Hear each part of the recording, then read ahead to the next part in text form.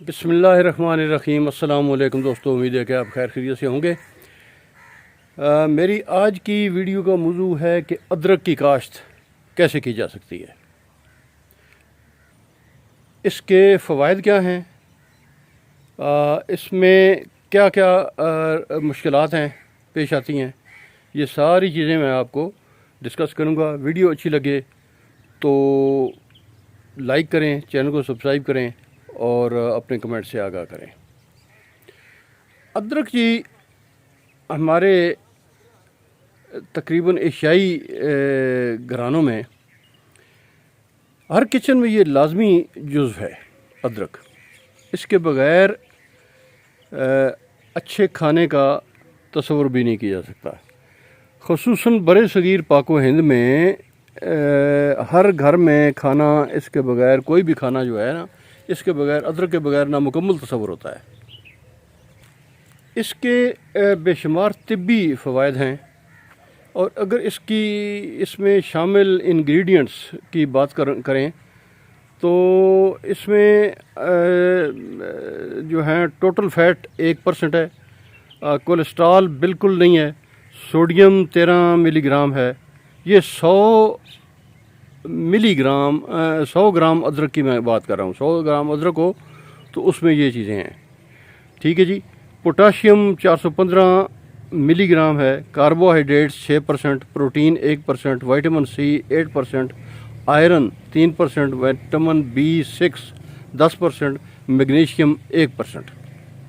تو یہ اب اس کے فوائد کی طرف اگر جائیں تو یہ ایک بہترین اینٹی بائیوٹک بھی تصور کی جاتی ہے ادرک۔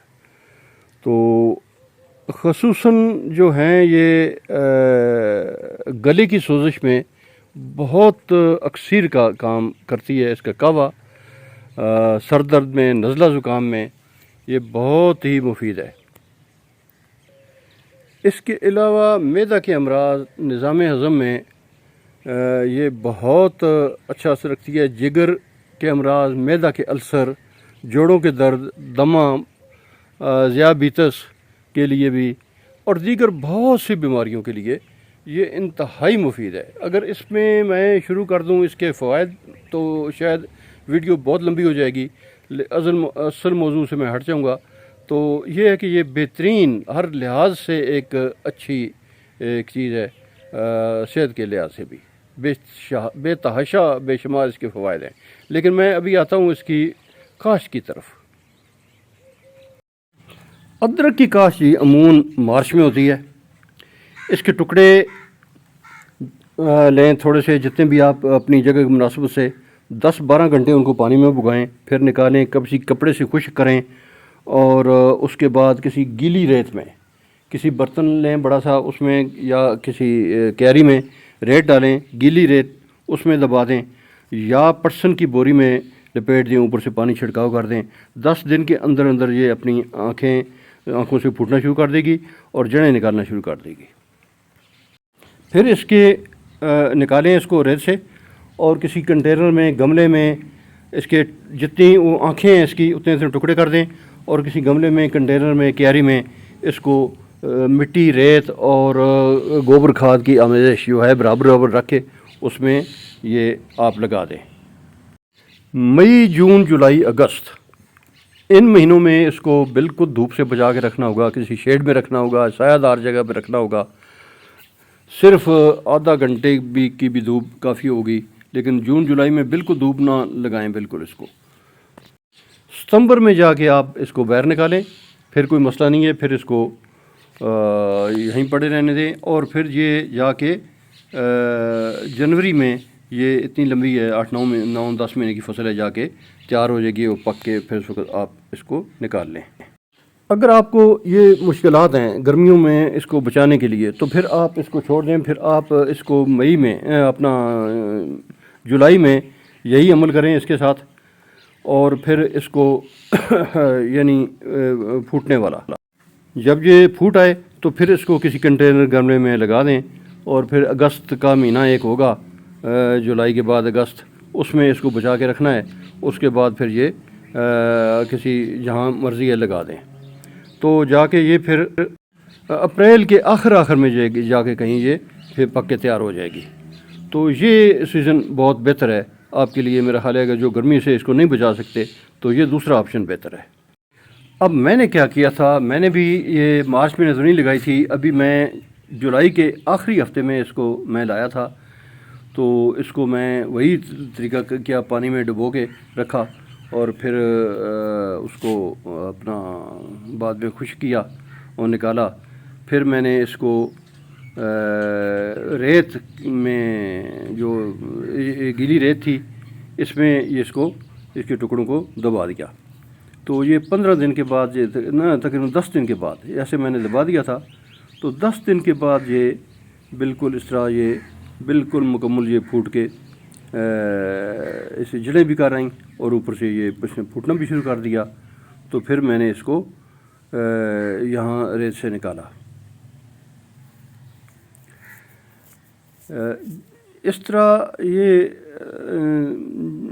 جلدی ریت کے اندر یہ جلدی پھوٹ آتی ہے، اس میں بھی ہو جاتی ہے. یہ دیکھیں بوری میں بھی ہو جاتی ہے لیکن ریت میں جلدی. یہ دیکھیں کہ کتنا زبردست اس جڑیں بھی نکال لی ہیں اور اس نے آنکھیں بھی اس کی ساری نکل آئی ہیں.